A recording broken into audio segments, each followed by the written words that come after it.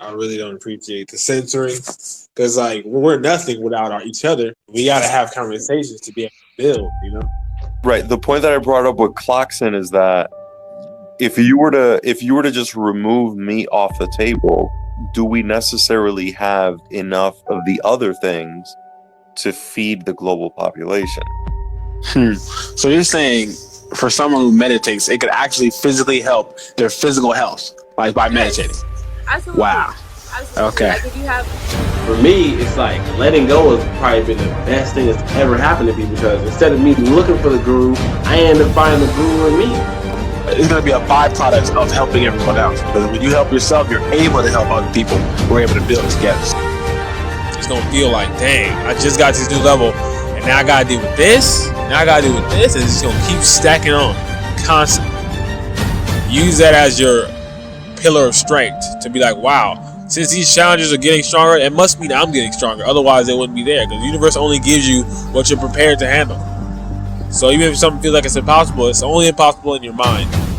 And so a lot of the important things that you guys want to realize when building is that no matter how grand the idea is, and no matter how many people you have, it has to always start from yourself.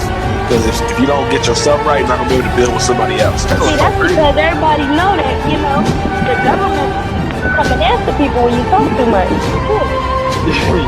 Yeah.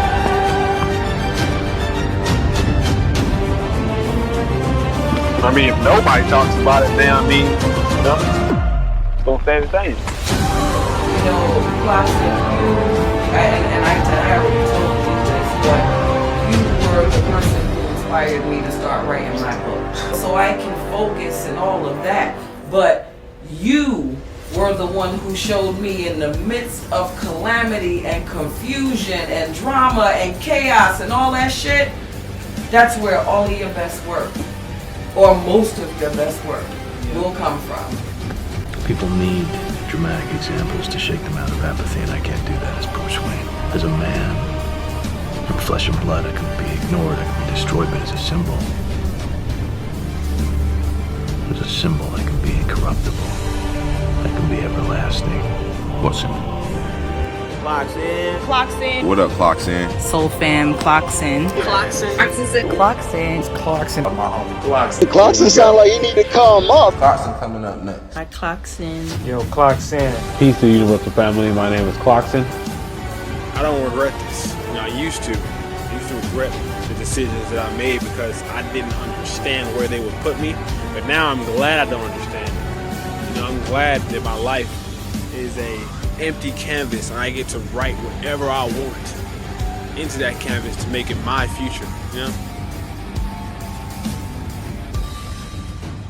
Welcome to the CLOCKSYN podcast. Peace, and love to the universal family. Welcome back to the CLOCKSYN podcast. I'm your host, CLOCKSYN. We are officially on season 2 of the CLOCKSYN podcast.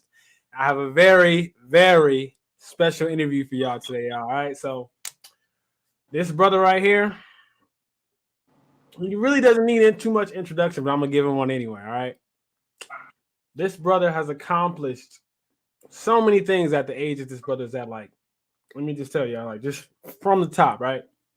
Not only does he do metaphysical breakdowns, not only is he an avid book reader, this brother, he has broken down melanin on a scientific level.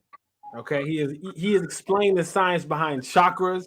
He's broken down light itself and how it refracts from our eyes. But his strongest trait, I would say, is history. You know, he is considered a historian, right? And so, without further ado, I want to show y'all and announce this official interview with the man with the cheat codes himself, the Mosehigh. Peace, what's going on? I'm glad to be here. Yeah, welcome to the CLOCKSYN podcast. How you feeling, man? I'm feeling great, you know. I think that it's going to be a great build. I think that we could definitely add on to a lot and bring like a new perspective to just everything, you know. That's good. Okay, so we're going to start it off simple, you know, the basics. Tell us what's your background, like what's your general, you know what I'm saying, where you coming from, what's your origin story in a way, as a quick synopsis. Okay, so my origin story, or the cliche origin story that most people might know or might not know, is that I do come from like the quote unquote Nuwapian nation, now called the Sabian nation. Like names be changing a lot. So I began kind of like born in the conscious community. Like a lot of people came into it, but I was actually raised on like a community that was created by my father, who biological father, like Dr. Malachi Z. York, who created a conscious community of his own with pyramids and obelisk needle, like Egyptian hieroglyphs, all these things. So, and he brought a lot of conscious people together on this compound. That's the positive side of it. And I was raised, I was right there, like since 3 years, like since like 3 years old, like since like a baby type stuff. So, so that's like my origins when it comes to the quote unquote conscious or spiritual uh, community. Outside of that, I also have a background outside of that as well, because of course, eventually Pops got locked up around, Pops got caught up around 2002, I think.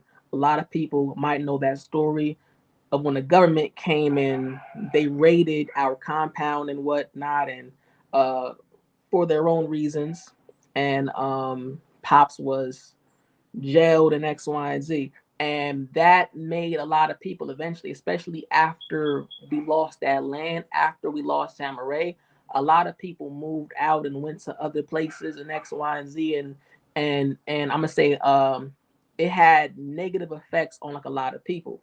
During Tamaray, after Tamaray, that a lot of people were affected in negative ways, that a lot of people might have been pushed more so like into poverty, just off the fact that Pops kind of had a place to stay for like a large amount of his followers, and for all these people to kind of like lose that place, like that home and X, Y, and Z, it pushed a lot of people like to poverty and into like all different kind of unwanted conditions per se. Wow. Okay, that's a pretty interesting background, brother. So, growing up and all that, like, how do you think you turned out in that whole, background? Like, just going, like you said, you were in the middle of it all. So, where you're at now, how did that? Because, like, we see you now, you're teaching online, you're doing all kind of things. How did you get to that? All right. So, how I got into teaching was okay. So, although, like I was saying, I was kind of born and raised in the conscious community. There was a point in time where we were kind of taken away from it. So, with that being said, I was still kind of raised like in the regular type world. Like with that being said, I didn't actually find my way back into the Nuwapian Nation until like I might have like hit the age of like 16 or 17. That's when eventually, due to me, I was a troubled kid in school. Like I was always in trouble. I was always like into something. I eventually got kicked out of school. But it wasn't a thing where like I had bad grades or anything. Like it was a thing to where I had a bad behavior. Because I kind of did have like advanced classes like here and there, like I kind of was advanced like in my classes, but makes sense. But what happened was my behavior was terrible, and I ended up getting kicked out of school. And with that being said, that naturally comes with problems and troubles like in the household. So I'm gonna say that I eventually got on around 16, 17. Early on, I went to Brooklyn. Um, I moved to Brooklyn, New York. That's where Pops. That's where like the headquarters like of Pops Nuwapian Nation is at. And I think at that time I was radical. I was militant. That's where a lot of my bad behavior was coming from, because I was looking up to Malcolm X. I was looking up to a lot of black activists, like the Black Panther Party, like like Huey P. Newton. Like that's like these are the people that I was looking up to. Like at the age of 16 and 17, 15 years old, I used to watch every Malcolm X class and lecture, and it made me radical, like I was radical. So as I was going to school, I was constantly radical because I knew that I was in a system that wasn't designed to benefit me or my people in like any way, shape, or fashion. And me having that mindset, me being cognizant of all of the false education that I'm being given and whatnot, made me radical in school, which is how I ended up getting kicked out and whatnot. Like I was terrible. But eventually, me having not too much knowledge of the Nuwapian Nation, just being young, I thought that I could look for like that like, you know, like, because I wanted to join the Black Panther Party at like a very young age. That's how much into Black Power I was. I was deeply into Black Power. I was deeply like into Pan Africanism. I was deeply into Black activism. So I think I moved up to New York. I moved up to Brooklyn, and I left home because obviously, like, I was having problems there. Like my mindset wasn't really like it wasn't best suited in the environment that I was currently in. Like me and my mother couldn't really see eye to eye, so I ended up moving up to well, although that Pops is locked up, that's his building, that's his, you know, X, Y, and Z. I moved there, so it was as if I moved like with my father, even though that like he wasn't even here.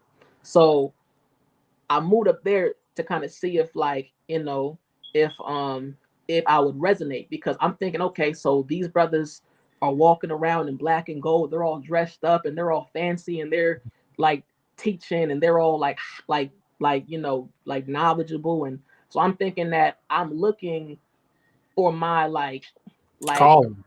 my calling there, exactly. So that's why I ended up there. And then I'm gonna say that it did not go how I expected. It did not go how I expected. I was up there in New York, and I was expecting to be able to get a job and start working there, and you know, X, Y, and Z. But it didn't necessarily happen like that. So reason being was that, see, the laws in New York was different. It was like, in order to get a job, the first thing I had to do was I had to re-enroll back in school. After I re-enrolled back in school, like the next thing was to get good grades. After I get good grades, now I gotta have my parents sign off on the fact that I'm up there. And see, in New York, I didn't have no parents up there at all to actually sign off on anything. So with that being said, I was asked out. I remember listen, I was on fucking Knickerbocker Avenue trying to get a job, like at McDonald's. Like that was a real thing. I was, you feel me? And I remember them telling me, yo, like, you can't get no job here because like you gotta have parents to come and sign off like on paperwork and X, Y, and Z. And I remember I'm like, damn, like I can't even get a job like at McDonald's over here. So eventually, of course, I'm still trying to find ways to make money. Just being a man, 16, 17, up in Brooklyn. And I was staying in a building that was bought by my father for my grandmother. But the building is no longer, like, the building is now used by the Nuwapian Nation. It's kind of ran down now. It's like the building is in terrible conditions. I'm not even gonna go through how disgusting that building is, but it's rat roach infested. It's how you would imagine it, like a trap house. It's how you would imagine that. But it's about 20 people that was like living there at the time, and it was packed up in X, Y, and Z. And I'm gonna say that when I was up there, you know, I couldn't I had to find ways to make money, you know, and see that there was days I would go without eating because like I couldn't get a job up there. You know, I remember like gathering up like quarters like in the building just to go and get a sandwich like at the corner store. So and with that being said, when them brothers would talk that high power shit, I was in a different mind state now. Like when they was talking that old like black aliens, Anunnaki, all this mystical shit, I'm thinking to myself, what, like, how was this gonna put food on my table? Like I'm hungry right now. Like I'm starving right now. Like how am I gonna eat? Like, and see, that's where I'm at mentally, you know? And so with that being said, somebody gave a suggestion that stuck with me. They was like, okay, because they did have a bookstore like on that block, like whole Nuwapian, because Nuwapians they have little stores and shit. They was like, okay, well, something that you could do is that you could get these books, and like like Nuwapians pass through here all the time. You know that there's people that pass by here all the time. You could get these books, read these books, and like you could analyze these books and then try to use your knowledge on these books to try and sell them to people. That And clicked with you. huh? That clicked, and it was like, okay, I could. It's different. Exactly. And I think the very first book that I grabbed was an actual fact book by my pops called Intelligent Design. And I remember that book was talking about DNA, and I was so intrigued by it. I remember I was studying it and I was just memorizing everything like in the book. It had me so intrigued. And I started literally like rehearsing like what I was saying and like how I would say it and whatnot, so that I could sell these books. Because like I'm thinking, okay, so if this book is $10 or $20 or so, like, and that sandwich, like that sandwich, like at the bodega is $5. I done got myself how many sandwiches? Like that's where my mind's at.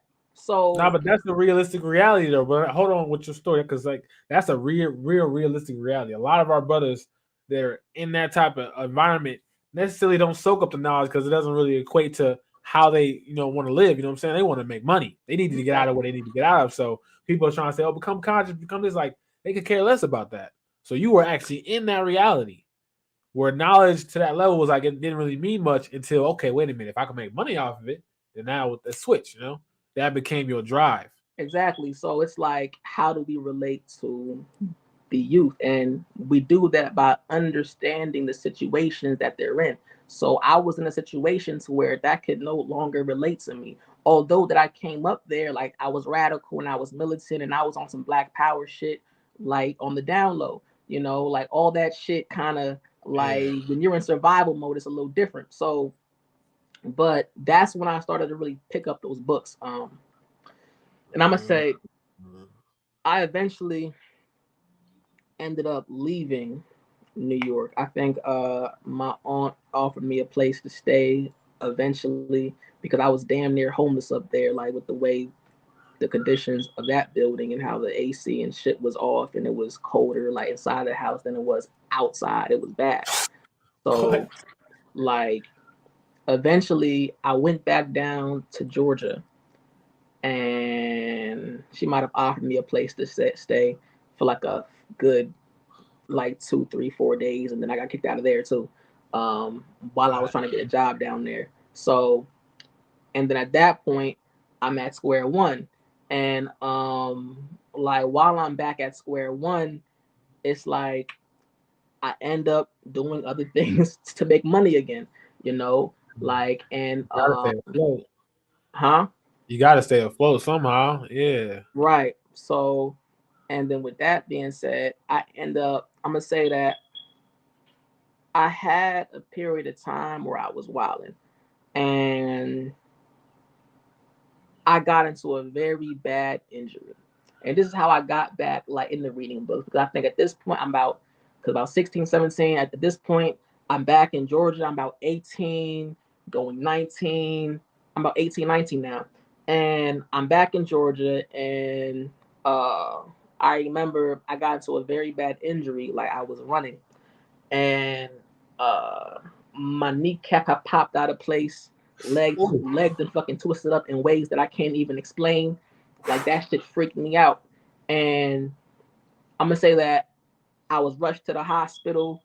Had to like get crutches, but I couldn't walk for like a whole year. Like, and this was right before COVID-19 hit. So like during this shit. So really I was down the whole 2020. Like I couldn't walk, move, go nowhere for the whole 2020. Like I was stuck in one spot the whole 2020. Couldn't walk, couldn't go nowhere. And that calmed me the fuck down though, because see, prior to that I was doing some other shit. But I was stuck in like one spot. And then with that being said, but I'm gonna say that gave me time to think. Like me being stuck in one spot, not being able to move, walk, go nowhere. It gave me time to think, and eventually, my step, like somebody that I know in New York, like he's like Family. family, correct. He sent me a whole package of books, like a bunch of Nuwapian books, because like that's the books that I was planning on like selling. Whole Ah, package of books, and then now I'm back into the books now because now it's like I got nothing else to do. Like you I'm can't stuck go in one nowhere spot, anyway. I can't go nowhere. I'm stuck here. Yeah. Like I can't do nothing. So with that being said, I spent a bunch of my time reading and reading, and it was like the outformation became information, and that led to a transformation. That was when I recognized the power of knowledge and how knowledge is able to change one's perspective, change their whole entire way of thinking, and in that, change their entire reality. That's when I became cognizant of the power of information because now what you're able to do is limited by what you know how to do. Some people just don't know any better. And so I came to realize that knowledge in a sense is like a cure.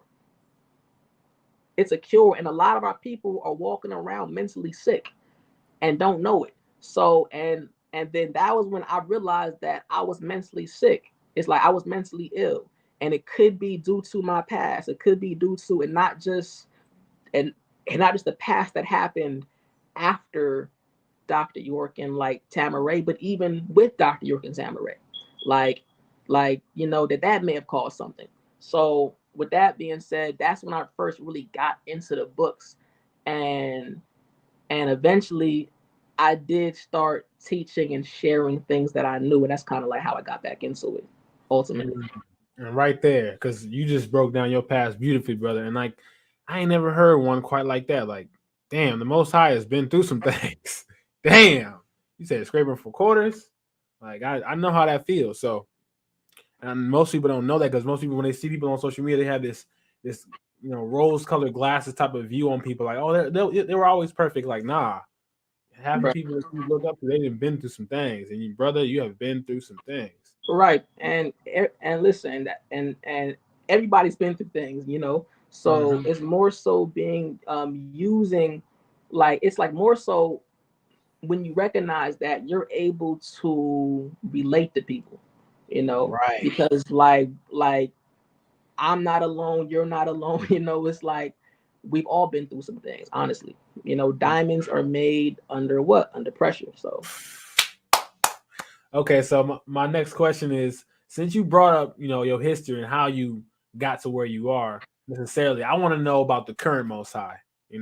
What's going on with you now, and really, what was the point when you realized like this was your calling, like you wanted to teach and you knew you were really good at it, and then you just like boom. When was that point? okay, so honestly, so when I really realized that I was good at teaching, or it was I realized, and perhaps I don't know if it was because I was reading my own father's books at first, because like that's what I started off with. Eventually I transcended out of my father's books. But when I was reading my own father's books, I was like, I would never believe anything in the books, because Pops always had a saying where he said, "Don't believe me, go check it out." And I would live by that saying. I would live by the science of Nuwapu, that was right knowledge, right wisdom, and right understanding. So with that being said, I would use my sound right reasoning, and I would never believe anything in those books. I would always research everything in those books for myself.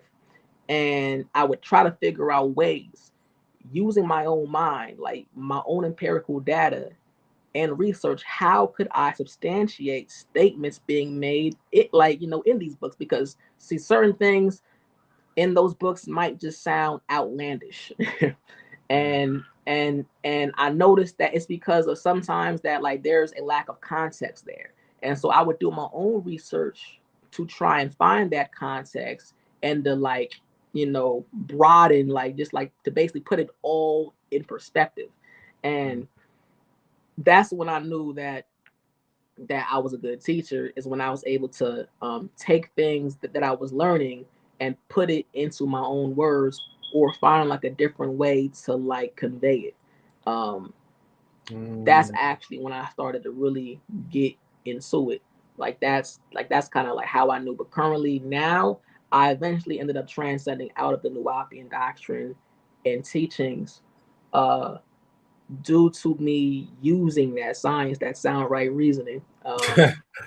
I eventually went into other books by like Anthony T. Browder, Dr. Yosef Ben, like Sheikh Anta Diop, and I wanted more empirical data and like information. So I ended up becoming more into the things that I was learning. But Dr. York's books was my first like introduction, but then that was a gateway into a whole different field, and that's like where I'm at now with it. And like a lot of the people that follow me, they still kind of expect that Dr. York information, Wapian doctrine and stuff like that, but that's not really what I teach. Well, that's interesting you said that because, like, especially nowadays, you're known for that. Like, you're known for telling people to go do the research on your own. Get Right. the book, source the knowledge. Like, even when we first met, I remember when I pulled up on you, I'm like, bro, sign my book. You're the Most High. And he was like, all right. And after we started chopping it up, he was telling me like, CLOCKSYN, what kind of books you got? I'm like, I don't, maybe a few books. I just watched a lot of lectures and stuff.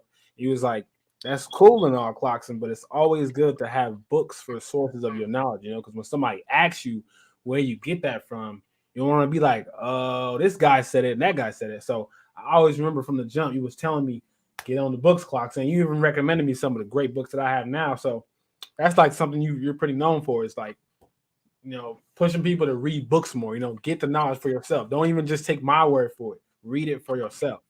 I feel like that's very important. Right. Because like even question me because, like not saying that I would ever intentionally mislead anybody or ever disseminate any information that may be mendacious. But at the same time, humans may make mistakes. Humans may have flaws. Humans may make errors. It may not be intentional, but you always want to think for yourself regardless. That's a fact. So earlier in the interview, you said you've evolved, right? You've evolved past some of your pop's teaching. Could you go into that, like, as far as current Most High, what are some of the things you study now, in your current, like, what are the books you read? What are some of, like, do you follow certain teachers, I would say? Do you do that? When you said Sheikh Diop, Dr. Ben, like, break that down. What do you study now? So, right, like, I study all things, like, honestly, like, I even read and study things that I disagree with, like, just so that I know that I myself am not being biased, because a lot of people, they practice research bias, that they will disregard any information that is not agreeing or corroborating with their current ideologies. I dibble and dabble like into information that I don't even necessarily agree with, simply to get a new perspective.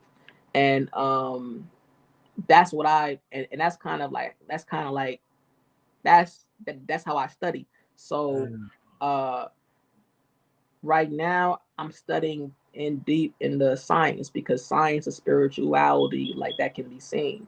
So a lot of my teachings is based around science, is based around correlating what they call these ancient mythologies as showing you that our practices were actually scientific. Our quote unquote beliefs were actually scientific. It was actually based in empirical data and reasoning. Showing you that even the concept, their modern day concept, like of the Big Bang Theory, all these scientific theories that they're now proposing has been held by our ancient ancestors since times like of antiquity. Damn. Okay. So then you basically study everything. All right.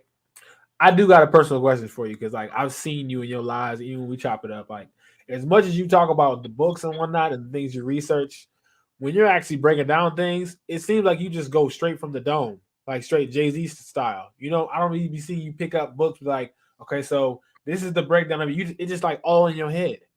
So I gotta ask you, how the heck do you have such a good memory on this stuff? You be going into whole builds talking about the events, the dates, all of it, just straight off the mic. How do you have such a good memory? Okay, so how I develop my memory, right? Honestly, it's like a muscle. Like you keep on working out, that muscle is gonna get stronger and stronger, you know. So it's like it wasn't always that great. But I'm gonna say like what really helped me was when I was studying the teachings of the 5% Nation. And see, when I was studying their teachings, like I had a educator at that time, and of course he passed me like through the because there's like basically like so in the 5% Nation, there's a rites of passage, and it's like one of the first things that you have to learn and memorize, because they make you memorize a lot, like when you're trying to go through the 5% Nation. Like it's the supreme mathematics, like it's the alphabet, like it's the national consciousness, the peace, the all of it. And where I really started to memorize shit was when they made me, because I remember when one of the main things that we had to memorize, it was the history of Clarence 13X. And they wanted to know the exact dates. They wanted to know the names of the people. They wanted to know all the intricate, in-depth details. And then at first I was like, yo, how the hell am I supposed to memorize the exact date that Clarence 13X was born, died, and started the 5% Nation? Like, how am I supposed to memorize all this stuff? But then eventually, you know, I committed myself to it, and it brought out my potential. And the next minute, like I'm gonna say, after I went through like that rites of passage of when I was like memorizing all that, I was able to read books, and then I'm like, okay, so Kemet got invaded by the Tamahu around 3,500 BCE, and then after that, the Hexos came in after 1700 BCE, invaded around 1630 BCE. After the Hexos, the Assyrians came in around 673 BCE. Then the Persians came in around 525 BCE. Then the Greeks came in around 332 BCE. And the Romans came in around 30 BCE, and that's when, you know, and so on and so forth. But Kemet, the first dynasty started around 3,150 BCE. So I was able to read books and then be able to like I think after I committed myself to it. This is why you should never really doubt. Like that's why, because at first, like listen, when I was first going through that rites of passage, I was doubting myself. But like when I committed myself to it, it brought out my potential. So by putting myself through all these different schools of thought, so by learning like Nuwapian doctrine, transcending out of it, I was able to learn more. It brought out more of my potential. I was able to then go into the 5% Nation, and that brought out something way different. And it's like you can learn from all things and all people. Like they're like, you cannot show me one man or one book or one circumstance of life that you cannot learn from. See right there, you said a lot of key things. I really want to get in on. Wow. Okay. So, what you said about the knowledge and how you study everything, right? How do we differentiate? Because you said you transcended certain levels of knowledge and you study everything, even things you necessarily don't agree with. So, for the people watching, and maybe for some of the people who want to do what you do, I got a question for you. How do you differentiate, right? Because you say you study all things, but like even necessarily if it's in a book, that doesn't 100% always make it right. It's like I could write a book right now and say, well, you know, the sky is actually green, y'all. You know, y'all just don't know. That's what the sky is. It's somebody reads it in the book, then everybody, hey, y'all, the sky's actually green. You know, so out of all the things you've learned through the books, how can you tell what's real, quote unquote, and what's not real? Or you know what I'm saying? How do you differentiate the two? And is there a way to do that? Like, right? How do you do so it? There is a way, and I'm actually working on a five-step process on how we should determine what is truth and what's not. But basically, my foundation, my way of thinking is that extraordinary claims requires extraordinary evidence. And with that being, and with that being said, a lot of people say extraordinary things that make us feel good. And sometimes because it's sensationalism and it appeals to our emotions, we accept it without using any form of discernment. And although somebody may be calling it a download, or perhaps you may be calling it a download, as the New Age community now says, you should also download a bullshit detector. Now that's your antivirus. So your bullshit detector is your antivirus. And because everything that's being downloaded isn't good, there's always going to be a balancement. So with that being said, I look for empirical evidence. I make a distinction between primary sources and secondary sources and conjecture. So it's like, how do you know this? That's how you should. Now that's the question that you should always be asking. If somebody's going around and saying that the sky is pink or the sky is yellow, we should be looking for extraordinary evidence to corroborate with that assertion. And we should be vetting these authors too, right? We should be vetting these authors, seeing who they are, their background. Everybody, because now, check me out. Like, there's a lot of books that I've read that I don't necessarily agree with, because I've seen a lack of sources. Like, I've read books by authors nowadays, or like I've read a new book by an author where he was sourcing whole YouTube links, like he was sourcing whole Wikipedia links. Wow. That's happening now. So it's like, you check these sources and the references, see where they're getting their knowledge from, or if they're just making it up, like as they go along. Okay. So that's how we do it. We gotta search for empirical evidence. All right. So you mentioned the conscious community a few times in our build. You talked about how it is, how it was. Like, I want to see your personal perspective on like how you see the community itself, like the people, especially in 2023, all age groups. Like, how do you see it right now? What's your personal perspective on how it's going right now, the conscious community? So I feel like the idea that there's one conscious community is rather misleading. I see it as there's different communities of quote unquote conscious, spiritual, or woke individuals. Now, with that being said, there's a lot of division. You got the Hebrew Israelites. They're not a part of the same community as the Kemetic science teachers. Right. They don't see eye to eye. So there's different communities within the quote unquote conscious community. And there's a lot of division. There's a lot of people that get caught up and they embody this knowledge, like, and this information, and then it becomes their ego. Like, it becomes their self of identity. And then that ego, it becomes fragile. So basically, it becomes our sense of identity. To the point where we begin to embody like this knowledge that we now have attained. And then it's like, at that point, it starts to become personal. And then there's constant debates and arguments between the Hebrew Israelites and the Kemetic science teachers and the Aboriginal Wobble American movement, or whoever. There's constant conflict. So would you say you're a part of the conscious community per se? I wouldn't necessarily say, because I don't really subscribe to the ideologies of any one of these communities. I find truth in all of them. I find truth like in the Hebrew Israelites. I understand, or I'm cognizant of the Ethiopian Beta Israel community that contain a high frequency of haplogroup 8, making them amongst the oldest people in the world.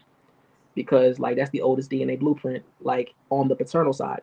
So, and then I also understand the Aboriginal Wobble American movement.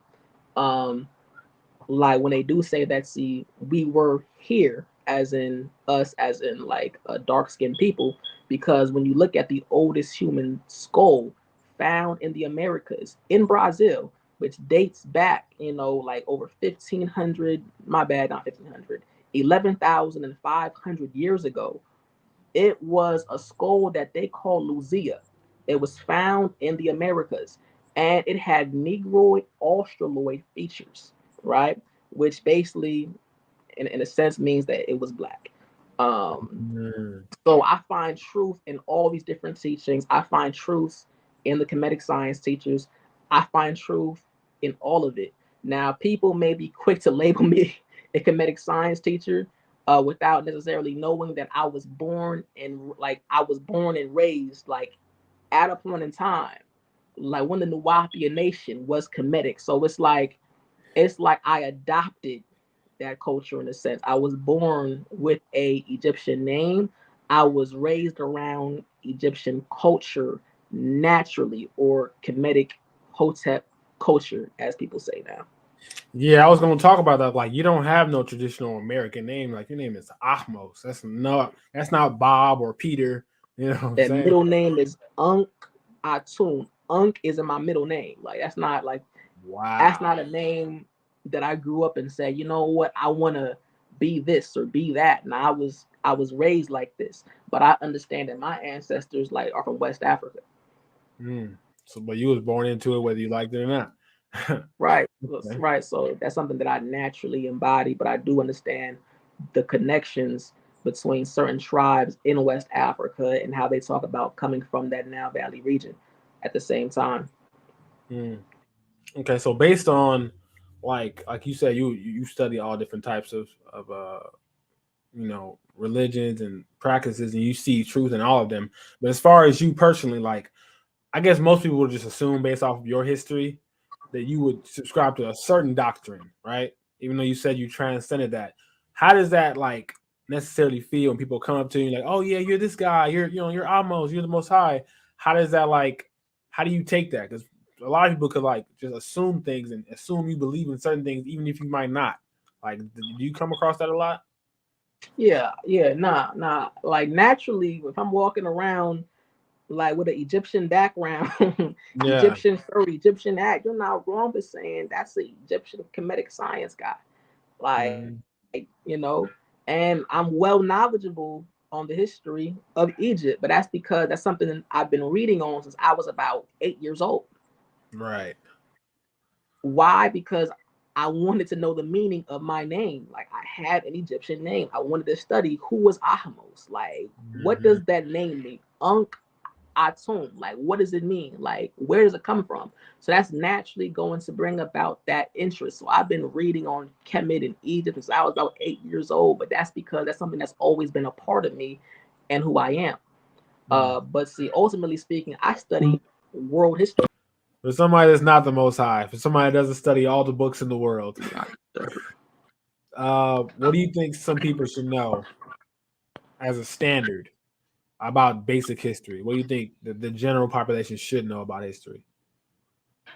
The general population should know. Mm-hmm. Let me reset up my camera real quick because out of my shit on do not disturb. They all coming for you. Yeah, they calling me, they buzzing, all that. They know you on the podcast. That's why. Yeah, crazy. That's what they know. I mean, what I will say is that one thing that everybody should know about history is that I think we all know that there's a lot of mendacious teachings that we've been indoctrinated with, like through the history books and whatnot. That there's a lot of dishonesty and like a lot of like disingenuous tales like that's been fabricated. But one thing that we should all be cognizant of is that, or that I usually teach, is that we are the original people on all four corners of the planet Earth. And the reason why this is important is because that we've been indoctrinated since the times of Jim Crow to be called the colored man. And now, why is it important to be cognizant of the fact that they were calling us the colored man? Is because the term colored is past tense. So to call somebody colored means that they were changed from one state onto another. So when white people were calling black people colored, what they were telling the world was that they were the original state.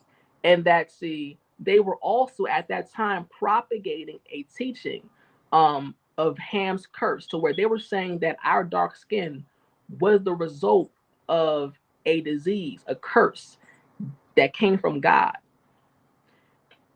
and that we were colored. Now, see, we cannot be colored people, because if we are the original state and there is scientific data substantiating the fact that we are the original people, then how could we be the colored man? If colored is past tense, if we are the original state, the colored man, it would be those that came after that state. So I think that's important in knowing that we were the first on all four corners of the planet Earth. And then knowing our origins on this planet, we can begin to unify our people. That's why it's important, because now, see, what it brings is unity. Because then, like, after we see that all genetic, cultural, and linguistic diversities can be traced back into a common origins, we have a place that we can bring that all together at. That's where we can unify at. Because now people go to war over religions, over beliefs, over simple differences in language and culture and just genetics. Like, he's white, I'm black. But then, see, when we see that all genetic diversities, all religious diversities, all cultural, all linguistic can be traced back into a common origins, that's the unification. That's why that's a part of history that we should know about. Not because it simply strokes your ego to say that, oh, see, I'm the original man. But to know that that's where, see, like, we can unify at. I'm just hoping. Okay. That's beautiful. We can all unify if we know we're the original people. And it's all from one. Okay. I love that. Okay. I'm loving this. How you feeling so far in this interview? Feeling like I'm feeling good. That's good. I'm feeling good. I feel like we definitely, We got a few more questions that we're gonna close out. So my next question would be: so the people, they know that certain things they should know about history, but what about like particular people who just want to, like, they want to study it, but they're not as militant as you are with it? So could you give us 3 credible teachers that people should not necessarily worship or follow to the T, but just learn from? Right. So what are 3 like credible teachers that people should learn from, in your opinion? Dr. Yosef Ben, Alfred, Dr. John Henrik Clark, and then Sheikh Anta Diop. But that's for the advanced, right? In terms of books. For the intermediate, what I started off with, it's a different 3. Anthony T. Browder, astounding scholar. Gotcha. Like, astounding. Dr. Supreme Understanding. He will take a lot of the concepts and ideas that our master teachers were trying to convey and put it in simpler terms so that this next generation can properly understand it. And then finally, after I'm going to say Supreme Understanding, Anthony T. Browder, another good one when it comes to history, I mean, Dr. Richard King is good with science too. Dr. Richard King is like... So you got names for days. Yeah, I got names for days. I could go on and on. Yeah, so those are like my top, like, those are like the ones that I would say to go and read and study and learn from. I'll give y'all one too. Y'all should follow this brother named the Mosehigh. Right. Study under him. You'll be all right. You learn a lot from it. Okay. So that pretty much wraps up most of the general questions that I have for you. We got into a lot of things. I guess the closing statements for this would be: what's your overall view and perspective of what, like, as far as your message? What message do you want to give to the people closing on this interview? Like you see, like I said, a 13-year-old boy is watching. You know what I'm saying? 16-year-old watching, like, oh, seeing this dude for the first time. What's a message you want to give to that dude or that girl? It don't matter. They might be in a negative state. What's something you want to give to them directly? Like you just talking to one person right now. I'm just talking to one person. What message do I want to give? Like that's a good question. Just overall with everything that like we've been talking about, when it comes to my history and my background and stuff like that, knowledge is the foundation. Knowledge is the foundation for everything in existence. And you can apply that in numerous ways. Think before you speak. Look, listen, observe, and ultimately respect. That's first, because the foundation is important because you build everything else on top of that. So the first step is to analyze, is to listen, is to observe, is to study, is to research, is to do the knowledge. And then you apply that knowledge. That is the wisdom. That's the application. And then you come to the understanding.